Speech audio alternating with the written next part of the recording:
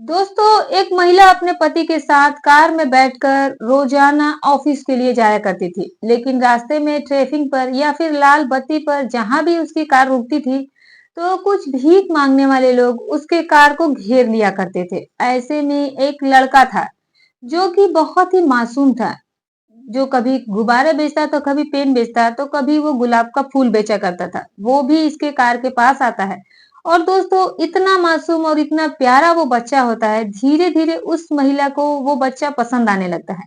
उस बच्चे की प्यारी प्यारी बातें उस महिला का दिल जीत लेती है। लेकिन दोस्तों एक दिन उस बच्चे का एक्सीडेंट हो जाता है और उसके बाद उस महिला को पता चलता है कि ये बच्चा कोई और नहीं बल्कि उसी का बच्चा था, जिसे वो जन्म देने के बाद उसे छोड़ना पड़ा था। और 8 साल के बाद वो इस हालत में इस तरीके से भटक रहा था। वो भीख ना मांगने पर मजबूर हो चुका था। दोस्तों आखिर क्या मजबूरी थी? ऐसा आखिर क्या हुआ था कि उसको उस बच्चे को पैदा करते ही छोड़ देना पड़ा था? और क्यों आखिर एक माँ ने अपने ही बच्चे को उस हालत में छोड़ दिया था? दोस्तों पूरी कहानी बहुत ही रोमांचक है। दोस्तों जब एक्सीडेंट होता है और जब उसके पति को ये बात पता चलती है तब क्या होता है? दोस्तों एक माँ और बेटे का भावुक कर देने वाला कहानी है ये। आइए जानते हैं पूरी कहानी इस वीडियो में, लेकिन वीडियो में आगे बढ़ने से पहले बस वही रिक्वेस्ट है कि आप वीडियो को लाइक कर दीजिएगा, चैनल को भी सब्सक्राइब कर दीजिएगा ताकि मेरा हौसला बढ़ता रहे। दोस्तों ये कहानी है दिल्ली की। एक व्यक्ति जिसका नाम शेखर होता है। दोस्तों उसकी एक मार्केट में कंप्यूटर की दुकान होती है और वो वहीं पर रहा करता था। अब दोस्तों रोज वो बदरपुर से अपनी कार से अपनी पत्नी जिसका नाम संजना होता है उसके साथ बैठकर वो अपनी दुकान पर आया करता था। लेकिन रास्ते में जहां भी ट्रैफिक पर उसकी कार रुकती थी, ज्यादातर नेहरू प्लेस की जो रेड लाइट थी वहां पर जब उसकी कार रुकती थी तो बहुत सारे बच्चे आकर उसको घेर लेते थे। अमूमन सारे गाड़ियों को ही बच्चे घेर लिया करते थे। अब कोई पैसे मांगता था, कोई कुछ बेचता था या कोई शीशा ही साफ कर देता था। तो इस तरीके से बहुत सारे 10-20 बच्चे होते हैं, महिलाएं होती है, बुजुर्ग होते हैं जो कि वहां पर पैसे मांगा करते थे। तो उन्हीं में से एक बच्चा था जिसका नाम राजू होता है। 11 साल उस बच्चे की उम्र होती है। वो दोस्तों गुब्बारे वगैरह बेचा करता था। एक दिन वो आता है उस गाड़ी के पास जिसमें शेखर और संजना बैठे हुए थे। दोस्तों वो संजना को देखता है और उससे कहता है कि आंटी आप गुब्बारे ले लीजिए। दोस्तों वो गुब्बारा उस वक्त बेच रहा था। अब संजना उसे देखती है और उसे देखकर वो मुस्कुरा देती है। वो कहती है कि मैं गुब्बारे का क्या करूंगी? तो वो कहता है कि अपने प्यारे से बच्चे को दे दीजिएगा। दोस्तों वो फिर मुस्कुरा देती है, कहती है कि मेरा बच्चा जब तक होगा। दोस्तों वो 6 महीने की उस वक्त प्रेग्नेंट थी। वो कहती है कि जब तक मेरा बच्चा होगा तब तक तो तुम्हारा गुब्बारा भी फूट जाएगा। वो कहता है कि आंटी नहीं फूटेगा, अगर आप इसे नहीं फोड़ोगी तो ये नहीं फूटेगा। उसके बाद दोस्तों वो कहती है कि बहुत ही प्यारे बच्चे हो तुम, लाओ मुझे एक दे दो गुब्बारे। दोस्तों इस तरह से वो 2 गुब्बारे ले लेती है। उसके बाद वो फिर आगे बढ़ जाते हैं क्योंकि तब तक जो सिग्नल था वो ग्रीन हो जाता है। दोस्तों उसके बाद कभी कभार 2-4 दिन पर एक दिन ऐसी एक दिन नौबत आ जाती है कि गाड़ी वहीं पर रुक जाती है। एक दिन फिर जो है वो बच्चा आता है, लेकिन आज वो पेन बेच रहा था। संजना उसे देखती है और अपना शीशा गाड़ी का नीचे करती है और कहती है कि क्या बात है, आज तो तुम पेन बेच रहे हो, गुब्बारे नहीं बेच रहे? तो वो कहता है कि आंटी क्योंकि गुब्बारे जो है वो फूट जाया करते हैं, इसीलिए उसमें नुकसान हो जाता है। आज आप पेन ले लीजिए, 20 रुपए के 10 पेन हैं। अब दोस्तों संजना को तो ऐसे पेन की कोई ऐसी जरूरत थी नहीं, लेकिन दोस्तों वो फिर भी उससे पेन ले लेती है और उसके बाद वो फिर चली जाती है।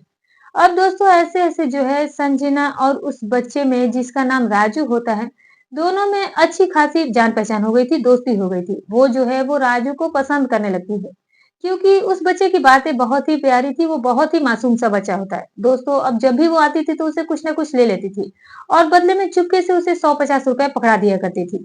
इस तरीके से वो बच्चा उसे अच्छा लगने लगता है। दोस्तों एक दिन क्या होता है कि जब गाड़ी उसकी रेड लाइन पर खड़ी होती है, राजू वहां पर दिखता नहीं है।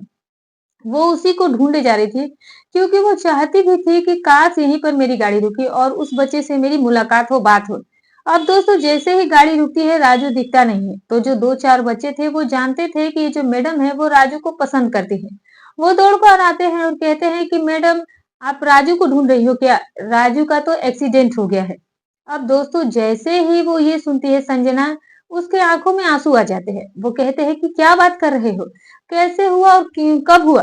तो वो कहते हैं कि जैसे यहाँ आने के लिए वो अपने घर से निकला था, तो दोस्तों वो संगम बिहार की झुग्गियों में रहता था। ये बात है 2017 की। तो वो कहते हैं कि जैसे ही वो घर से निकला, वैसे ही उसको कोई कार वाला ठोकर चला गया। तो दोस्तों संजना कहती है कि तो अब उसकी हालत कैसी है? बच्चे कहते हैं कि पता नहीं, बचने की तो कोई उम्मीद नहीं थी, सर वगैरह बहुत ज़्यादा फट गया था। अब दोस्तों इतना सुनते ही जो संजना थी, वो कहती है कि क्या तुम लोग मुझे उसके घर तक ले जा सकते हो? वो कहते हैं कि हाँ आंटी, मेरे ही घर के बगल में तो वो रहता है।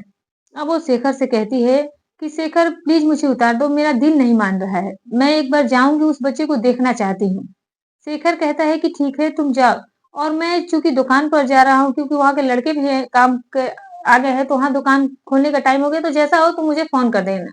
दोस्तों वो संजना को वहीं पर उतार देता है। उसके बाद वो ऑटो पकड़कर एक दो बच्चों को बैठा करके वहां से चल देती है। लेकिन जब वो वहां पर उसके घर पर पहुंचती है तो दोस्तों वहां पर एक बुजुर्ग महिला बैठी हुई थी।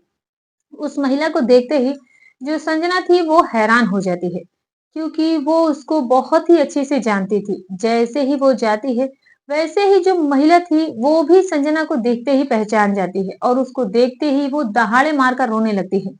कहती है कि मैं तेरे बेटे को नहीं बचा सकी। दोस्तों जिस तरीके से उस महिला ने संजना से ये बात कही थी, वाकई में कोई भी अगर उस वक़्त होता तो उसकी आँखों में आँसू आ जाता, क्योंकि उस बच्चे की बात संजना जब सुनती है कि नहीं बचा सकी, तो वो उसका भी दर्द का कोई ठिकाना नहीं रहता। वो उसे कही जैसे, जैसे ही संजना जो इतना सुनती है वो कहती है कि क्या वो मेरा बेटा रजत था? तो वो कहती है कि हाँ। ज दोस्तों अब इतना सुनते ही संजना अपनी छाती पीटने लगती है और वो रोने लगती है और वो बिल्कुल ही बेसुध हो जाती है। कहती है कि मेरा बच्चा 8 साल बाद मुझसे मिला था। इस तरीके से वो दर-बदर भटक रहा था। मैं उसको पहचान तक नहीं पाई, मैं कितनी बड़ी अभागन हूँ। मेरा ही बच्चा था वो। कहाँ पर है और वो कैसा है? मैं उसे देखना चाहती हूँ। अब दोस्तों और भी जो आस-पड़ोस की औरतें थी वो कहती थी कि ये कौन महिला है जो इस तरीके से रो रही है? तो जो उसकी सास थी वो बताती है कि यही तो उसकी माँ है। अब वो कहती है कि उनके जो मुँह थे वो खुले के खुले रह गए थे कि इतनी वीआईपी लेडीज़ है और कहाँ वो बच्चा मैला-कुचैला। अब दोस्तों वो जो है विश्वास जो थी वहाँ की महिलाएँ नहीं कर पा रही थी, क्योंकि उनको कोई इनके पीछे की कहानी नहीं मालूम थी। वो महिला जो थी वो दहाड़े मार-मार कर रो रही थी और वो रजत, रजत, राजू, राजू कहकर चिल्लाए जा रही थी। लेकिन दोस्तों उसका बच्चा कैसा था, इसके लिए हमें थोड़ा पीछे जाना पड़ेगा। बात है ये 2005 की। जो संजना थी वो लखनऊ की रहने वाली थी। जब उसकी उम्र 17-18 साल की थी तो उसे एक लड़के से प्यार हो जाता है, जिस लड़के का नाम राजू होता है। राजू से जब उसे प्यार हो जाता है तो वो उससे शादी करने के लिए बोलती है। लेकिन उसके घर वाले इसकी शादी के बहुत ज़्यादा खिलाफ होते हैं। वो उसको बहुत समझाते हैं, लेकिन दोस्तों दिल है कि मानता नहीं। जो संजना थी उसने कुछ नहीं देखा, वो राजू से शादी कर लेती है और उसके साथ वो रहने लगती है। 1 साल बाद उसे एक बच्चा भी पैदा होता है, जिसका नाम रजत रखा जाता है। लेकिन दोस्तों फिर 1 साल और बीतता है, तो उसे पता चल जाता है कि उसने जिस राजू से शादी करने से फैसला किया था, वो बहुत ही गलत फैसला था। क्योंकि जो राजू था दोस्तों वो एक हिस्ट्री सीटर था। गैंगस्टर से वो जुड़ा हुआ था। वो एक शूटर था। एक दिन जो है वो ऐसे उसे बहुत समझाती है और उससे कहती थी कि इसका अंजाम बहुत ही बुरा होता है। लेकिन दोस्तों उसका पति मानता ही नहीं है। एक दिन उसके जो दुश्मन थे वो उसे मार देते हैं। अब संजना को तो पता ही था कि इसके साथ यही होने वाला था। लेकिन वो फिर कहती है कि चलो ठीक है, मेरा बेटा है। मैं इसी के सहारे अपनी जिंदगी काट लूंगी। अब दोस्तों तब तक उसकी शादी को 2 ढाई साल बीत चुके थे। एक दिन क्या होता है कि जो संजना के माता-पिता थे, जिन्होंने शादी के बाद कभी उसकी शक्ल तक नहीं देखी थी, उससे बात तक नहीं की थी, वो लोग जो है वो आते हैं संजना के पास और दोस्तों उसे गले लगाकर वो लोग रोने लगते हैं। कहते हैं कि बेटा जो कुछ भी हुआ वो अब तुम भूल जाओ। अब वो भी उस दुनिया में नहीं है। तुम्हारी ज़िंदगी जो है अभी बहुत बाकी है। चलो तुम हमारे साथ, हम तुम्हारी कहीं शादी कर देते हैं। लेकिन बस यही शर्त है कि ये जो बच्चा है तुम्हें इसे भूलना पड़ेगा। वो कहती है कि आप लोग चले जाइए, मैं अपने बच्चे को किसी भी कीमत पर नहीं छोड़ूंगी। लेकिन वो लोग तभी कहते हैं कि ऐसे में तुमसे कौन शादी करेगा अगर बच्चे को नहीं छोड़ोगी तो। अब दोस्तों जो रजत होता है उसके दादा दादी भी उस वक्त वहीं थे। वो कहते हैं कि बेटा तुम्हारे मम्मी पापा सही कह रहे हैं, तुम्हारी उम्र ही अभी क्या है, तुम अभी 20-21 साल की ही हो, पूरी जिंदगी तुम्हारे सामने पड़ी है, तुम जाओ शादी कर लो और ये हमारा खून है, हमारे राजू का ये बच्चा है, तो हम इसे देखेंगे, देखभाल करेंगे, तुम इसकी चिंता मत करो। वो कहती है कि ये मेरे बिना भला कैसे रह पाएगा? ये अभी इसकी उम्र 1 डेढ़ साल है और मैं भी तो अभी इसके बिना नहीं रह पाऊँगी। लेकिन दोस्तों अब वो जो थी, इतना कुछ झेल चुकी थी कि उसे जो है अब बहुत सोच-विचार करने के बाद रजत को छोड़ना पड़ता है और उसके बाद वो अपने माता-पिता के साथ वापस अपने घर लौट जाती है। लेकिन दोस्तों जब वो जा रही थी, इस तरीके से वो रो रही थी कि जितने भी सारे वहाँ पर लोग थे देखने वाले, सारे लोगों के आँखों में आँसू आ जाते हैं। फिलहाल वो जो है वो अपने माता-पिता के साथ चली जाती है और उसके बाद जो उसके माता-पिता थे, वो अपनी बेटी से बहुत ज़्यादा प्यार करते थे। लेकिन उसकी गलती की वजह से उन्होंने उसे त्याग दिया था।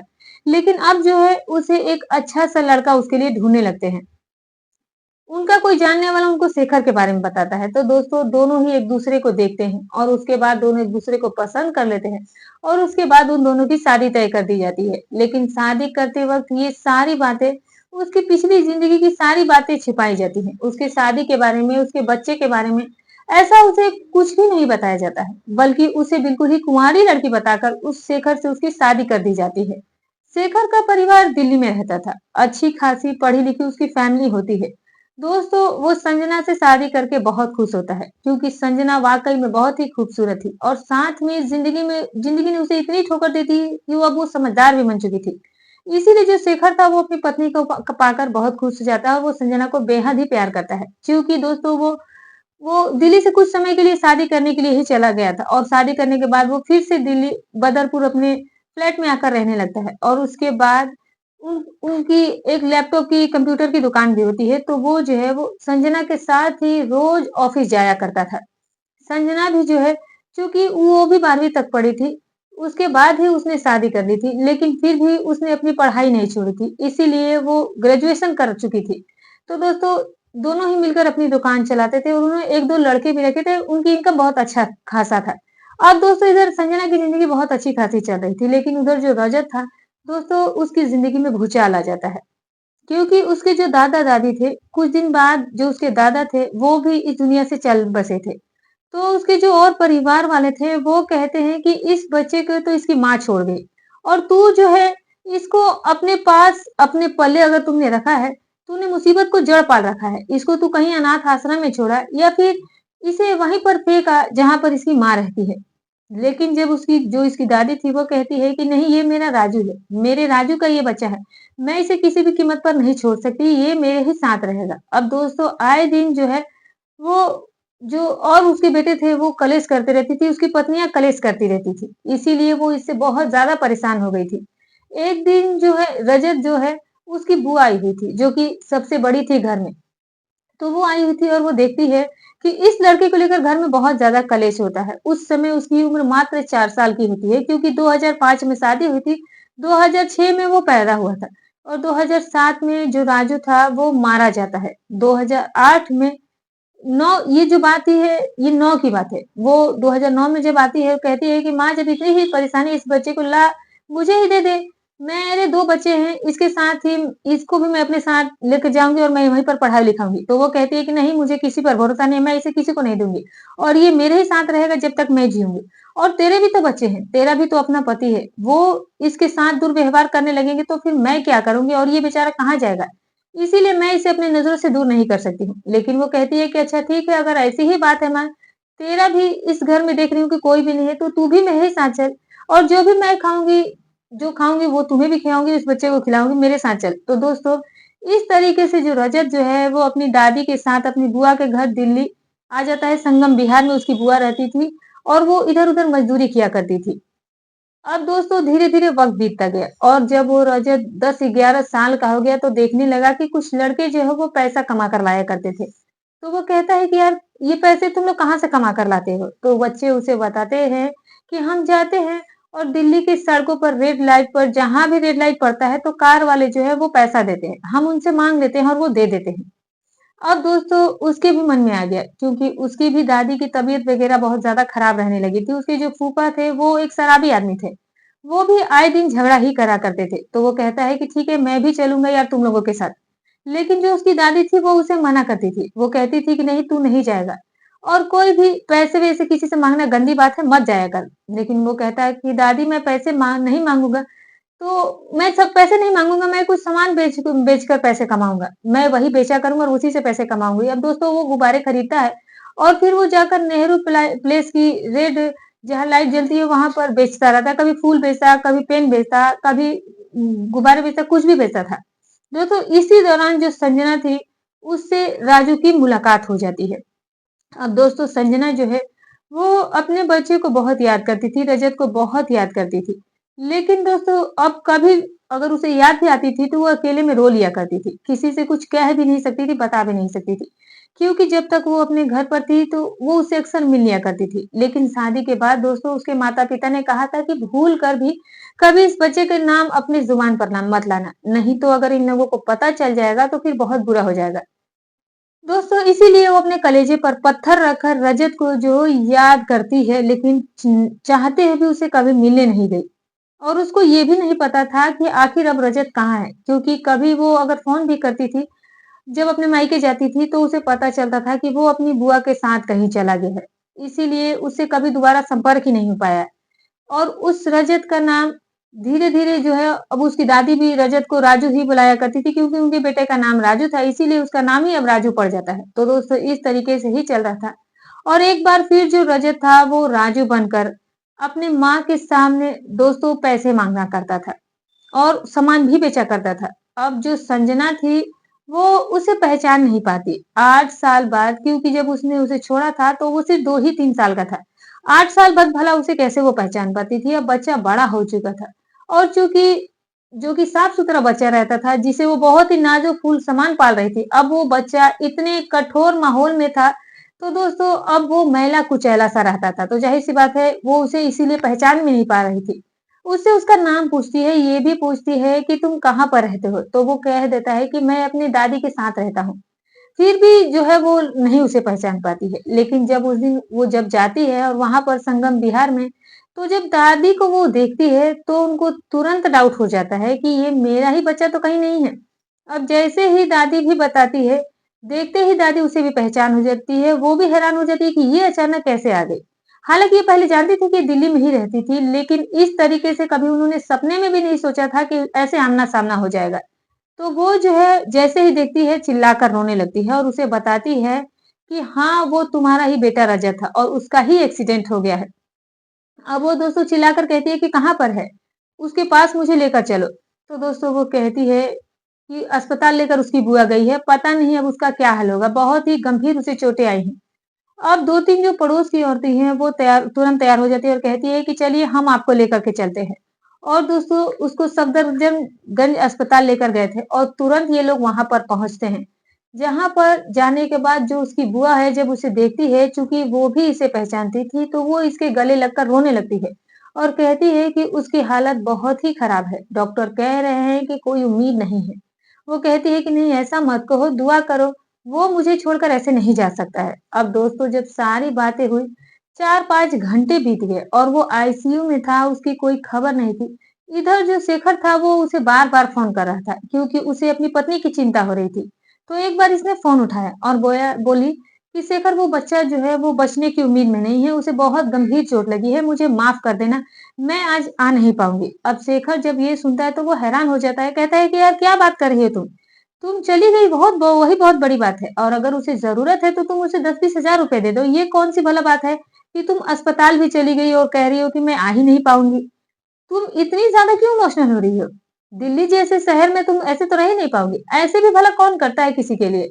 अरे उसकी वहाँ पर उसकी माँ होगी, उसके पिता होंगे, उसके घरवाले होंगे और वो लोग उस बच्चे को देखेंगे। जो होगा वो देखा जाएगा। ऐसा तो रोज़ ही घटनाएँ घटती रहती है। लेकिन दोस्तों वो उसे कैसे बताए कि वो कौन है? वो इसी का ही अपना बेटा है। वो कहती है कि शेखर मैं अभी तुमसे बात नहीं कर पाऊँगी। दोस्तों उसके बाद वो कहती है कि मुझे माफ़ कर दो और उसके बाद वो फ़ोन स्विच ऑफ कर देती है। दोस्तों फिर 2 दिन बीत जाता है। तीसरा दिन भी आ जाता है। वो लोग वहीं पर थे। डॉक्टर बार-बार आके कहते हैं कि अगर होश आ गया तो ठीक है, नहीं तो फिर कुछ कह नहीं सकते। लेकिन तीसरे दिन डॉक्टर आते हैं और फाइनली कहते हैं कि बच्चे को होश आ गया है। आप लोग बच्चे से मिल सकते हैं। अब दोस्तों जैसे ये लोग ये बात सुनते हैं, एक-दूसरे के गले लगकर रोने लगते हैं। उसके बाद दौड़ी-दौड़ी उसकी जो माँ है संजना वो जाती है और जैसे ही वो अपने आँखें बच्चा जो है वो खोल लेता है, राजू जब उसे देखता है वो कहता है कि आंटी आप यहाँ पर, आप आई हो? तो वो कहती है कि बेटा मैं तुम्हारी आंटी नहीं हूँ, बल्कि तुम्हारी माँ हूँ। उसके बाद दोस्तों वो उसे चूमने लगती है, उसे प्यार दुलार करने लगती है, सीने से लगा लेना चाहती थी, लेकिन दोस्तों डॉक्टर जो है उन्होंने मना किया था, वो कह बोले थे कि ज़्यादा बात नहीं करना है और अब बच्चा वैसे भी होश में आ गया है, तो अब आप लोग टेंशन मत लीजिए। दोस्तों उसके बाद जो है वो आती है और भगवान का लाख-लाख शुक्र अदा करती है और उसके बाद दोस्तों 3 दिन और बीत जाते हैं और उसने जो है ना तो इस बीच शेखर को कॉल किया और ना ही अपना फ़ोन तक ऑन किया। दोस्तों उसकी बात शेखर को भी उसकी चिंता होने लगी थी। वो जो है उन बच्चों के सहारे दोस्तों संगम विहार पहुंच जाता है।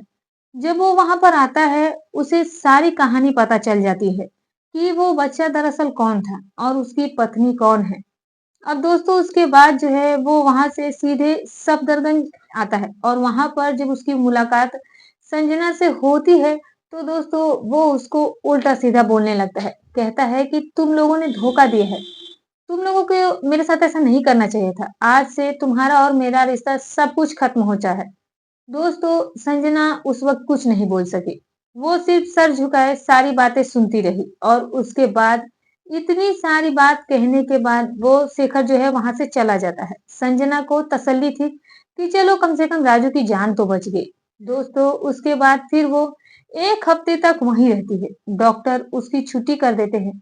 उसको लेकर वो फिर से संगम विहार आ जाती है। उसकी जो वो देखभाल अब करना शुरू कर देती है और इधर जो है जब वो फिर से शेखर को फ़ोन लगाती है दोस्तों, उसने उसका नंबर ही ब्लॉक कर दिया था। घर के हर एक सदस्य को उसने सारी बात बता दी थी और सबके फ़ोन से उसका नंबर जो था वो ब्लैक लिस्टेड कर दिया गया था। उसके बाद दोस्तों 15 दिन बीत जाते हैं और एक दिन शेखर, उसकी माँ और उसकी बहन, ये लोग जो है वो संगम विहार आते हैं। उसी घर पर जहाँ पर वो राजू रहा करता था। जब वो आते हैं, जैसे ही संजना उन लोगों को देखती है, वो फूट-फूट कर रोने लगती है, क्योंकि अब उसकी दुनिया अलग हो चुकी थी। उसका बेटा था, वो अपने बेटे को छाती से लगाकर वो फूट-फूट कर रोने लगती है। दोस्तों, उसकी हालत देखकर जो उसके सास-ससुर थे, वो भी रोने लगते हैं। वो कहते हैं कि बेटा रो मत, चलो तुम हमारे साथ चलो। वो कहती है कि नहीं, नहीं मैं नहीं जाऊँगी, आप लोगों को तो पता चल ही गया होगा। मैं अपने बेटे को अब दोबारा ऐसे नहीं छोड़ सकती। तो वो कहती हैं कि छोड़ने के लिए तुमसे कौन कह रहा है? मान हम लोग माँ बेटे को अलग करके कोई पाप नहीं करना चाहते। चलो तुम इसे भी अपने साथ ही लेकर चलो और साथ ही में जो इसकी दादी है, इनको भी अपने साथ ले चलो, क्योंकि ये भी तो अपने पोते के बिना नहीं रह पाएँगी। दोस्तों उसके बाद वो रोने लगती है, फूट-फूट कर बहुत रोती है और उसके बाद शेखर की तरफ वो देखती है कि शेखर क्या कह रहा है, उसका क्या मन है। शेखर भी कहता है कि चलो मैं भी तो तुम्हारे बिना अब नहीं रह सकता। दोस्तों उसके बाद वो उसके सीने से लग जाती है और उसके बाद फिर वो उसकी दादी राजू और संजना को लेकर के वो लोग सीधे बदरपुर जाते हैं। अपने घर पर उन्हें लेकर जाते हैं। दोस्तों 2017 की ये कहानी है। उसके बाद आज 7 साल बीत चुके हैं। 6 महीने की वो उस समय प्रेग्नेंट थी। 3 महीने बाद ही उसे एक बेटा होता है और फिर 2-3 साल बाद उसको एक और बेटी होती है। आज जो है पूरा परिवार एकदम सही तरीके से रह रहा है।